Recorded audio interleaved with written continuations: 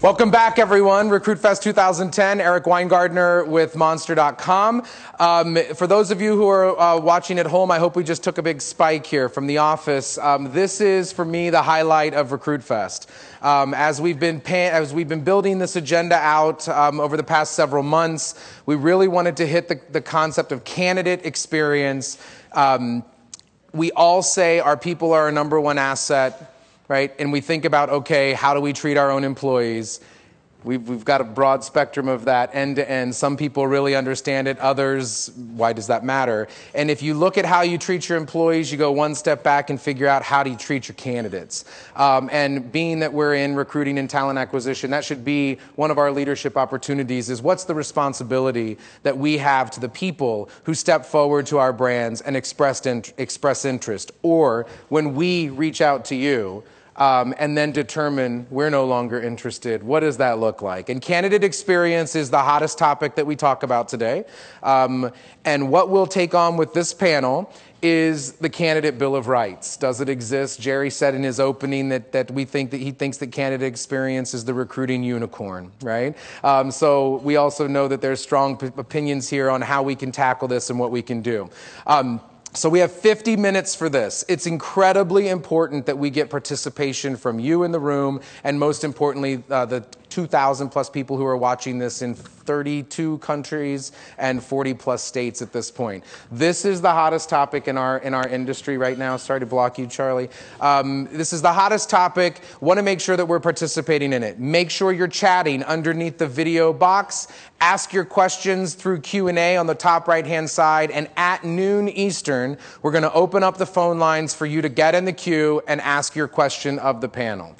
So I am going to leave this to this esteemed crew. I'm going to skip the intros because you should already know. If you don't, check underneath the video screen to get everybody's bio. Gerry, I'm going to turn the reins over to you. I don't think you need any introductions any further than that. So 50 minutes with these guys and you. Everyone participates on this candidate Bill of Rights. So I thought I'd be the black hat for this particular session, and I really would like to get a sense of how you view this whole thing. I'm of the opinion that it's so hard to find candidate experience. I'm not sure it really is there. And I think there's an awful lot of folks out there who would say it's all BS anyway. That fundamentally a candidate wants to have a job, and if you don't give them the job, the candidate experience is useless in relation to all of that. Now, most of us, from a common sense point of view, probably don't believe it, but is there evidence that there is some candidate experience? So I'd like to start just going down this panel and go, you know, what is it that you promise candidates that you deliver on? Great question. I didn't know I was going to go first, so. It's only because I was looking at you. Yeah, but, well, you know. the other guy in black, the guy in black defers to the guy in black.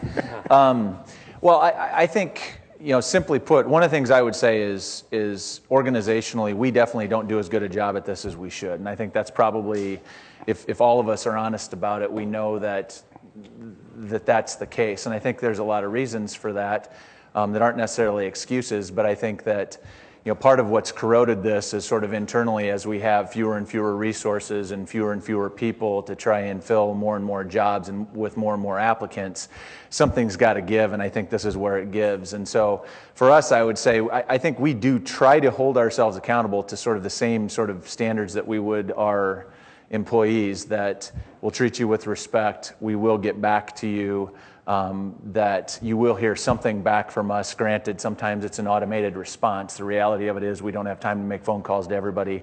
And I think it's sort of, there's an intimacy, I think, of the relationship that the farther into the courtship of interviewing, the more you owe to a person sort of when you break it off. And so I think, I don't know that we always do a good job of that, but I think we try to hold ourselves to some level of accountability to let people know when it's over and to what extent we can why it's over. So let me ask you a question of all of you, because I think that's, you want to hold yourself accountable to getting back to people, for example. Yes. But who knows that? Does the recruiter know that?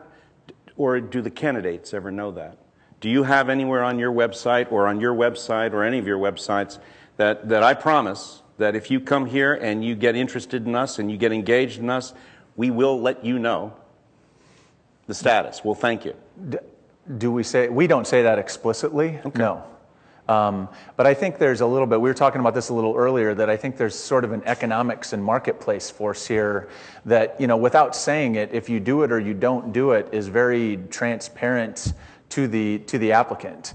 And so, and it's, you know, and they're essentially, you're a product that they're shopping. And so whether you do that or not, whether you say it or not, I think becomes irrelevant in the experience. If you don't follow up with me, then I absolutely agree with you. Yeah, move on. So, why does that have to be said at all? Why do we have to make that commitment? I think we have to make that commitment because there are so many companies that unfortunately don't make an effort to reach back out. I mean, I love the idea of actually putting it out on the website and posting that Bill of Rights, that communication that says we will. I think it helps to set an expectation, and quite honestly, it helps to hold us accountable a little more than maybe we would hold ourselves by default. But I think unfortunately, because of the state of where we're at as a community of employers around the world, we're not following up like we should. We are letting, you know, they're not qualified, but they're going to sit in that bucket, in that tank, in that system for months before they ever get anything back.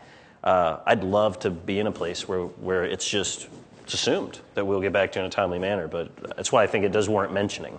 Yeah. I mean, hey, look, put yourself in the candidate's position. You know, treat people as we want to be treated. Easier said than done. On my company's website, we say we will strive to acknowledge or respect within 24 hours. But the reality is the volume, right? The reality is if we are spammed resumes, right, and to whom it may concern, or dear recruiter, then the reality is that that candidate will get less acknowledgement and respect. However, if someone comes through a referral, dear Mike, short little cover note, and is more specific and targeted, that person, this is the reality, gets my attention. Subject line counts as well. So again, the reality is the volume, right? How corporate deals with the volume and how third-party search deals with the volume. The reality is we have limited time. But the other thing I hear you saying is they differentiate between different kinds of candidates. So some candidates are more important than others. I kind of buy that, by the way. Of course. So the question is, maybe there are some candidates I might want to make a promise to and others that I might want to make a less of a promise to. In a perfect world, all candidates are equal, whether they are a viable candidate today or a viable candidate tomorrow, or they're talking to somebody that may become a viable candidate at some point. You know, if you commoditize this business, you're only leaving with a negative experience, which you're sharing with everybody. I just think that we have to pay more attention to those people that are not on the short list than maybe sometimes those people that are. I think they have more of an impact on what the organization or on what the candidate market thinks about your employment brand than anybody else. So, you know, it's funny that ripples into, we were having I don't remember who, there were several of us last night talking about employee referrals and the value of employee referrals. And that's great, but I think that a true success of what your employment or your candidate experience is that when people refer friends and family to go work for your organization and they don't work for you. They don't work for them. Right? They just know they had a pleasant experience whether they're hired or not, right? And good luck getting that feedback from those that weren't hired. But that they know that that's a great place to work. They know, they see the stories that are being told there, and they know that, hey, you know what, I know you're frustrated, but go apply at PepsiCo because we know you're going to hear something, or go apply at Microsoft, or go apply at whatever, because they will get back to you. You'll know where you stand, et cetera. Do you make a different promise to the employees inside if they do make a referral, that you will take care of it in a particular way? Do you describe to your employees at Pepsi, et cetera, that if you make a referral, here's how we're going to treat the referral, and here's the information you're going to have? We will keep you updated on the status of that referral. We will tell you when the job is closed and they either got it or didn't get it. We will come see you in terms of whatever. I'd like to hear from one organization that thinks they do that well, because I think that's really hard, but crucial. I just don't know how realistic it is. I really don't. That's the practical notion, it seems to me, of whether or not you could ever have a candidate Bill of Rights, right, unless we're willing to make a promise and then deliver on the promise.